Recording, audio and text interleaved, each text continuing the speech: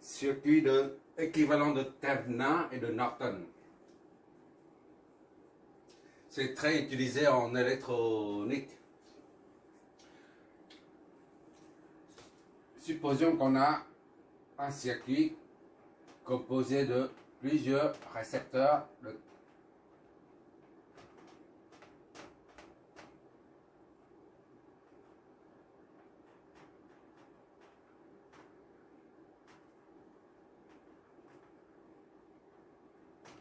voilà.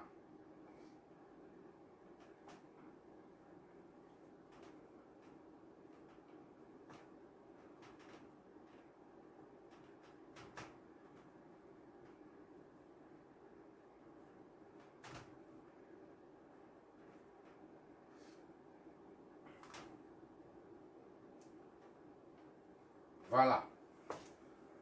C'est un circuit assez complexe comme ça là, avec une source. Et ici une autre source par exemple. Une autre source de courant.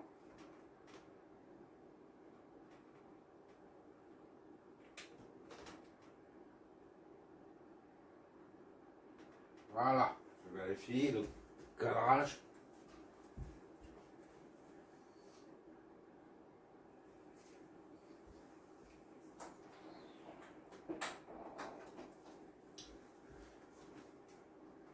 Si on raccorde une charge ici, RCH, et ben le courant va, la source va débiter un courant qui circule dedans.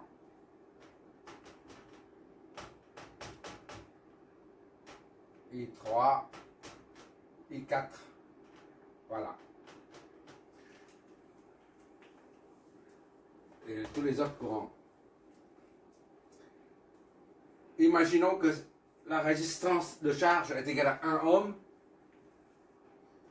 Un CH est égal à 1 ohm seulement. Et que le courant débité, que le courant I4 qui arrive, qui traverse la charge, sera 1 ampère par exemple. D'accord? Et maintenant, ça on dit le borne de raccord. Si on enlève cette charge RCH de 1 ohm, on remplace par une autre de 7 ohms, par exemple. Dans ce cas, le courant I4 ne sera plus le même. Son intensité change. Disons, I4 est égal à 0,2 ampères, par exemple. Puisque la charge n'est plus la même, le courant I4, la charge n'est plus la même, le courant I4 n'est plus le même. D'accord? Chaque fois on fait varier la charge, une charge variable, on met une flèche comme ça pour dire la charge est variable. On peut régler pour que la résistance de la charge varie. Au début, c'était 1 ohm. Pour connaître le courant I4 est égal à 1 ampère, il fallait calculer tous les courants ici, d'accord? Et en déduire I4. D'accord? Tous les courants et toutes les tensions aux bornes de chaque élément. Absolument tout. Pour en déduire I4 qui arrive ici. Et puis la tension aux bornes. VRCH. D'accord? Et si maintenant on monte, le réglage est fait de sorte que RCH soit égal à 7 ohms. Et bien tous ces courants changent. Leur intensité change. Ainsi que la tension aux bornes de la charge. Pour avoir I4 est égal à 0,2 ohm, pour connaître cette valeur-là, cette intensité, il faut recalculer. Chaque fois, il faut recalculer pour avoir I4. Et à la fin, on trouve I4 est égal à 0,2 et RCH, V, la tension aux bornes, disons, au début, c'était V RCH est égal à 3 volts. Et maintenant, on a remplacé RCH, on a fait varier la résistance jusqu'à 7 ohms. On trouve I4 est égal à 0,2 ampères et VCH est égal à... On calcule et on trouve VCH VR, CH est égal à 2 volts par exemple. On n'en sait rien. Bon. Hop. Ceci pour dire que chaque fois la charge varie, tous les courants et toutes les tensions du circuit varient en conséquence. D'accord? Pour éviter de reprendre les calculs, chaque fois on fait varier la résistance de charge. Et ben on va le reprendre pour éviter de refaire les calculs des courants et des tensions. Chaque fois on fait varier la résistance de charge, on remplace ce circuit là, les résistances et des sources de tension par un circuit qui est appelé le circuit équivalent de Thevenin. Ce circuit est une source de tension A et B. On remet ici A et B. Voilà. Là, c'est plus sur une seule source. Les deux sources, le courant disparaissent pour laisser la place à une seule source de tension, qui est la tension équivalente de Thevenin. D'accord? VTH, TH comme Thevenin. Ici, c'est la résistance de Thevenin. RTH comme résistance de Thevenin. D'accord? Tous le circuit, tous les éléments situés en amont de A et B se retrouvent ici. C'est remplacé par ce circuit. D'accord? Les sources seront remplacées par ça. Les sources et les tensions sont remplacées par ça. Et toutes les résistances, y compris de ce côté ou de ce côté, sont remplacées par RTH. D'accord? Une fois on a le circuit équivalent à de ce côté-là, et ben on raccorde la charge H. CH. Ici, on remet SCH. Maintenant, si on refait la même opération qu'en haut, si on fait varier la résistance pour que ça devienne 1 ohm, le courant I4 là, disons maintenant c'est I, d'accord? À la limite, I4, voilà. On a un circuit réduit très simple à calculer.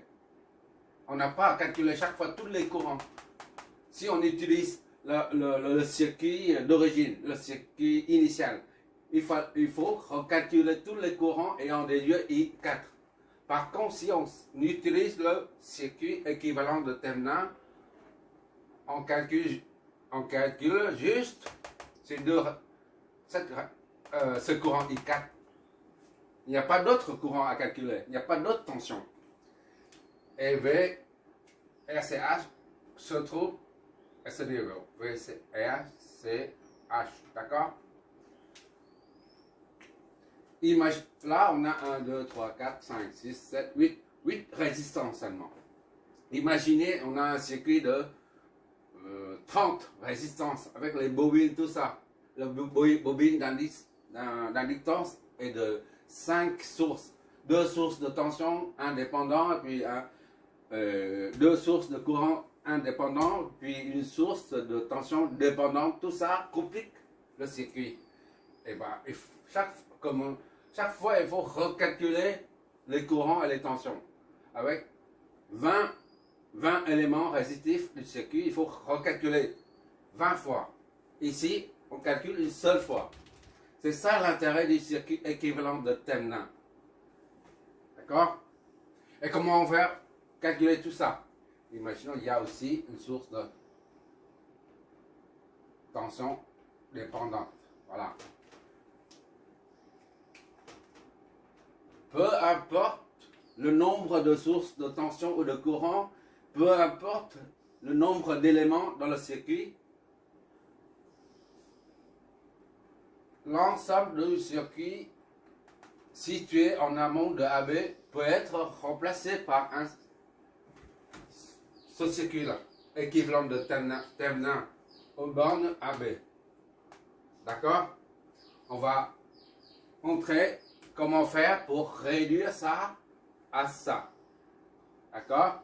Comment faire pour ramener ce circuit, transformer ce circuit-là en un circuit très réduit. D'accord? Là, c'est un exemple. D'accord? On va faire cet exemple. Oui, j'ai oublié un truc. Soit on ramène un circuit équivalent de Temna. Ça, c'est Temna. D'accord? On peut aussi ramener l'ensemble à un circuit équivalent de Norton. Norton, c'est un circuit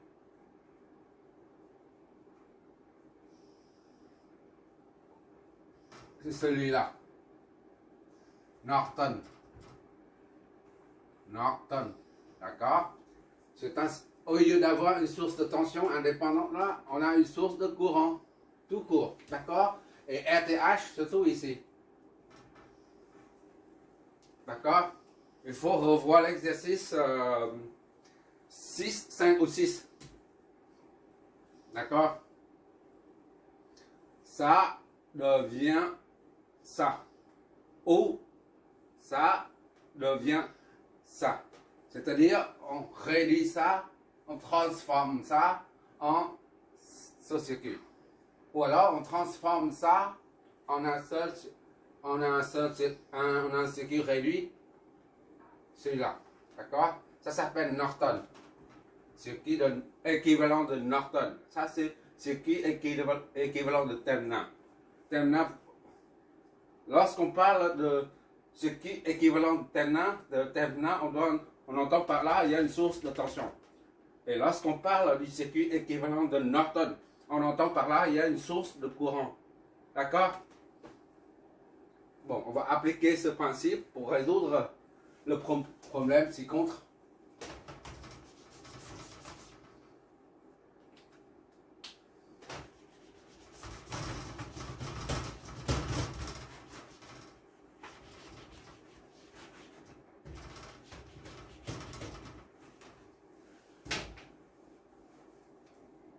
Voilà.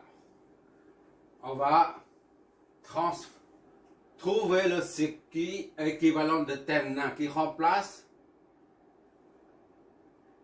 tout ça là. Les deux éléments récepteurs et une source de tension. On remplace ça là, tout ce qui se trouve à ce côté des deux points de connexion AB, 1, 1, 2, par un circuit équivalent de Temna. Et pour ça, si on a une source de tension, on a dit le circuit équivalent de Temna est composé d'une source de tension plus une résistance. D'accord? Source équivalente de Temna. VTH et RTH ici. Résistance équivalente de Temna. RTH. Il faut avoir ces deux éléments, la valeur de ces deux éléments. Donc on calcule ça, puis ça. Comment on calcule ça? La résistance équivalente de Temna.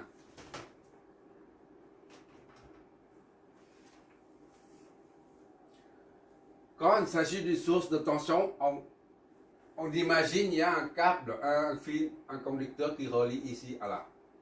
C'est-à-dire, quand il s'agit d'un conducteur, il n'y a pas de résistance. D'accord? Un fil conducteur, il n'y a pas de résistance.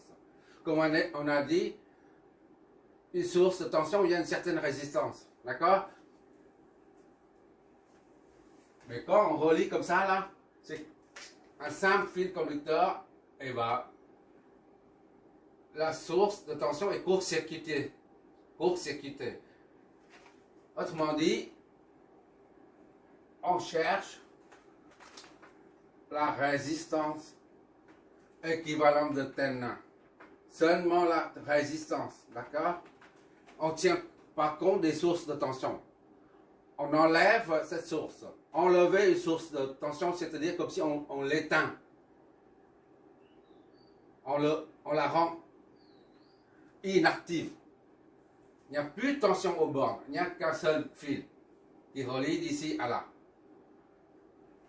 Rendre inactive cette source de tension. C'est-à-dire au bord de... Ici, c'est 3 et 4, disons. Aux bornes 3 et 4, comme s'il y a un seul fil, un seul conducteur. Il n'y a plus de source du tout.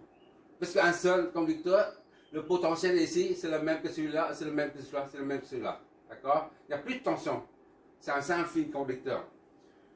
On cherche la résistance équivalente d'un. Pour ça, il faut désactiver la source de tension. Désactiver la source de tension, c'est-à-dire de faire de sorte qu'il n'y a plus de tension aux bornes de la source. Et ça consiste à, par la pensée, on imagine qu'il y a un câble qui relie d'ici à là. D'accord? Donc, on enlève la source. Qu'est-ce qui nous reste? On enlève la source. Voilà.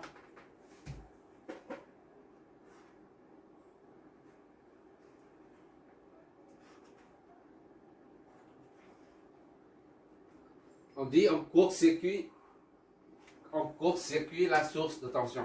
Puisqu'on relie d'ici à là. Par un seul fil conducteur. Voilà. On enlève, on désactive la source de tension. On l'éteint. D'accord? On éteint la source de tension.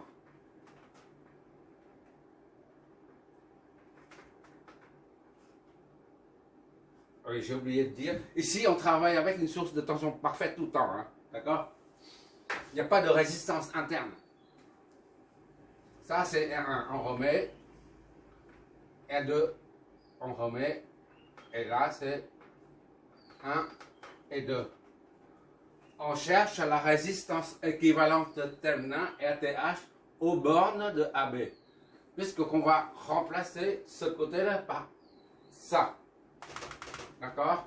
Donc, on y va. La source de tension est éteinte. Donc, il ne reste qu'un simple. Cette source devient un simple fil conducteur. Il n'y a plus de tension. Parce que ici, ce point, c'est le même point. Le même potentiel. La différence de potentiel est nulle. D'accord? Bon, la résistance entre 1 et 2, c'est RTH, d'accord? RTH est égal à, ça c'est une combinaison en parallèle de deux résistances, entre 1 et 2. Est égal au produit sur somme.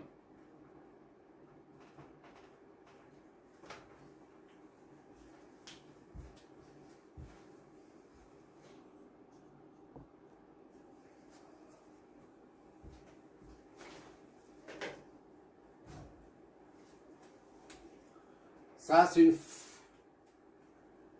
une formule, hein, juste une formule. Concernant les deux, la somme des deux résistances branchées en parallèle, entre 1 et 2. La résistance équivalente entre 1 et 2 est R1 c'est 10 fois R2 c'est 40 divisé par R1 plus R2. 10 plus 40. D'accord? 400 divisé par 50. D'accord? RTH, la résistance équivalente de terminal est 8 ohms. C'est ça qui est égal à 8 ohms. D'accord, on met 8 ohms. Voilà. Et pour la tension aux bornes A2. Maintenant, c'est le calcul de tension de terminal, VTH.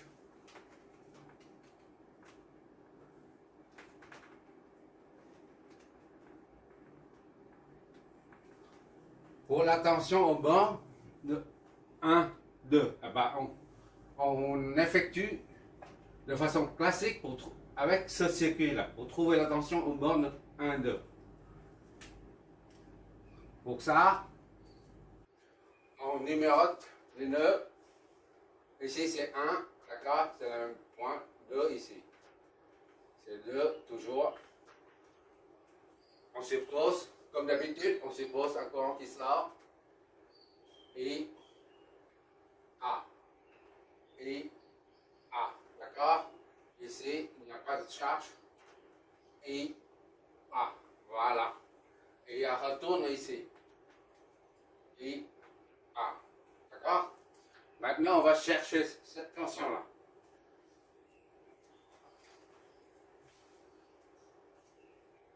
Bon.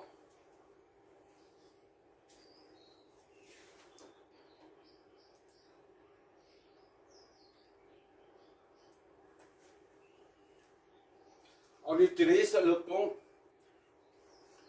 Je reprends en bas pour que ça soit plus clair et net. On ne va pas mettre tout dans le même sac. Bon.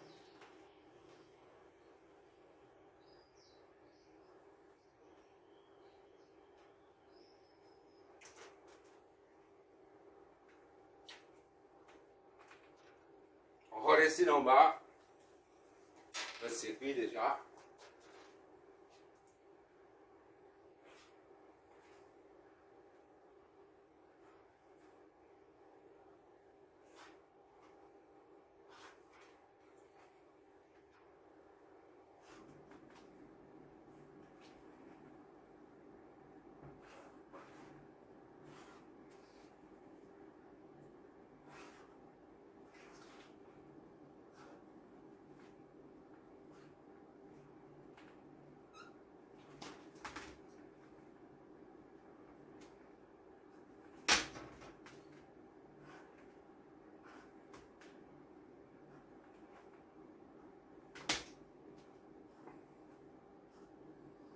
Un, deux, voilà.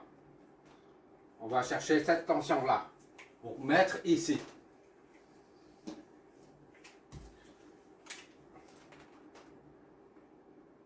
Plus, moins.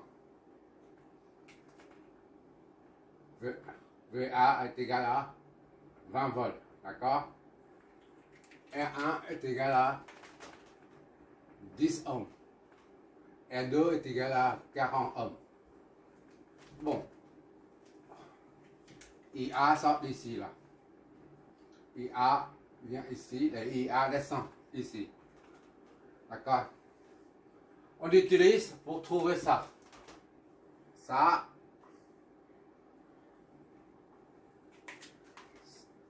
D'accord? On calcule. Ça, c'est RTH, tandis qu'ici, VTH. D'accord?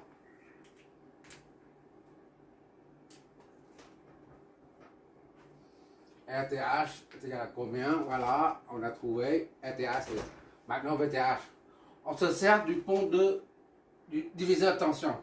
C'est-à-dire VTH est égal à ça, R2, la résistance talon divisé par la somme des deux. D'accord? R2 plus R1 fois la tension de source. VTH est égal à R2, c'est 40 divisé par 40 plus 10. Le tout multiplié par 20. Donc, VTH est égal à combien? 16.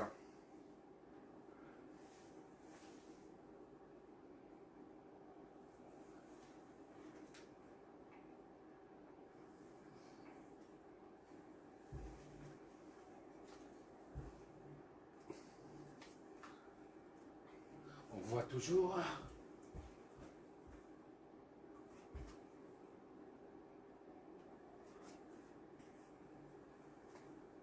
VTH égale à 40 divisé par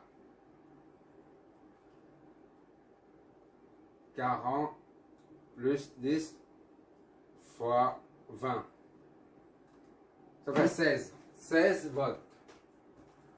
D'accord?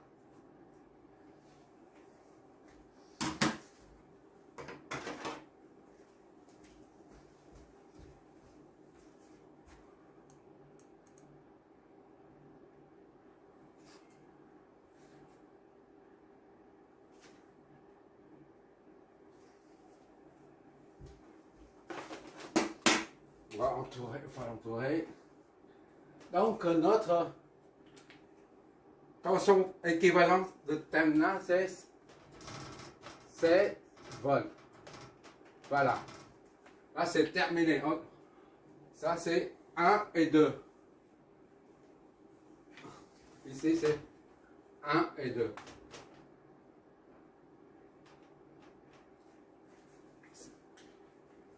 Tout ça, là, de ce côté, est remplacé à présent par une résistance équivalente et une source de tension équivalente. On voit ici, c'est pas la même chose. Ici, c'est 20. Ici, c'est 16. D'accord? Cette tension, on la met ici. D'accord? Ce n'est pas bien qu'on a calculé aux bornes 1, 2, mais on la met ici, puisque le circuit là n'est pas encore raccordé à la charge. D'accord? Comme dans l'exercice 7. Revois l'exercice 7 concernant la batterie de voiture de 12 volts. D'accord? Ici, c'est 16 volts, pas là. D'accord? Et comment faire pour savoir que c'est RTH, la résistance équivalente est 8 volts. Eh bien, 8 volts, mais 8 ohms, mais pas 5 ohms. Ou encore, comment faire pour savoir que c'est VTH est 16 volts. 16, mais pas 20 volts. Ah, ça, c'est juste une question. Eh bien, il y a une méthode pour contrôler ça, contrôler ce résultat. D'accord? Il suffit de injecter dedans. Le circuit, il est comme ça. Là.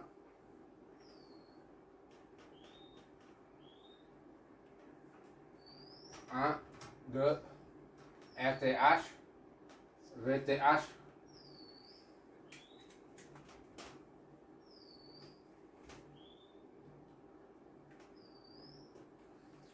Il suffit de mettre une résistance d'une valeur quelconque, disons RB est à 1 ohm. Pour simplifier le calcul, on prend l'unité, d'accord? Reliée à une source externe. D'accord? Cette source externe, c'est V, disons VB est égal à 1 volt aussi. Pour simplifier, on peut mettre 25 volts, ici c'est 14 ohms, hein, mais pour simplifier la vérification, on se sert de l'unité. 1 volt ici, 1 ohm ici. D'accord? Là, on va injecter dedans, on va relier ici. C'est comme si on injecte un courant I dedans. Ça veut B, IB. D'accord? Et on fait la même chose avec le circuit d'origine. Et on doit retrouver le même courant. C'est-à-dire, on remet le circuit d'origine ici, là. Voilà. 1 et 2. D'accord? 1 et 2 est égal à 10, est égal à 40. R2 est égal à 40 ohms. R1 est égal à 10 ohms. Voilà. Et V A est égal à 20 volts. Ça, c'est le circuit initial d'origine. D'accord? Et on fait pareil. On injecte un courant dedans à travers une résistance RB est égal à 1 ohm. D'accord? Et la source de tension, c'est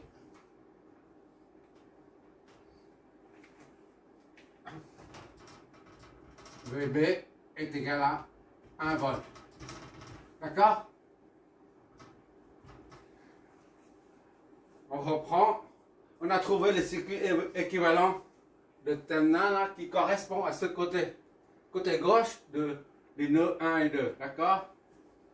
Et ce circuit, c'est ça. Et une fois on a trouvé, il faut vérifier que la résistance de terminal équivalente là, et la source sont correctes. Et pour ça, on injecte un courant dans le circuit équivalent, de même que là, on injecte aussi un courant IB dans le circuit initial. Et non, si IB ici là est le même que IB ici, on résout, hein, il faut résoudre sur le circuit. Si IB débité dans ce circuit est le même que IB débité dans ce circuit, dans ce cas, les valeurs trouvées ici là sont bonnes. D'accord? Là, c'est le résultat. Maintenant, on va vérifier. Là, on va attaquer tout cela. C'est le circuit pour vérifier si c'est bon ou pas.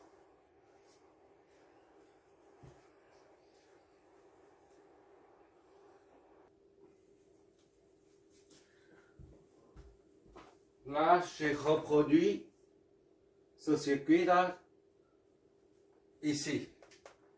On va vérifier tout ça là via deux circuits. Ça, je remets ici. On vérifie d'abord, premièrement, à travers le circuit de terminal. Et on doit trouver IB.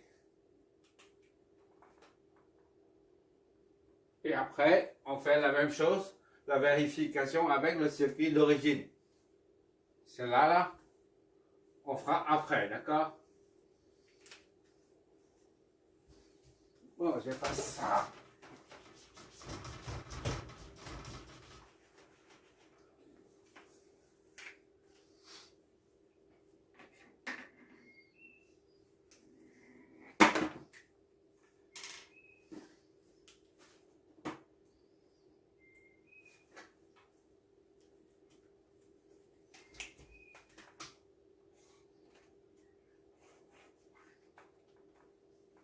VTH, VB1 ici,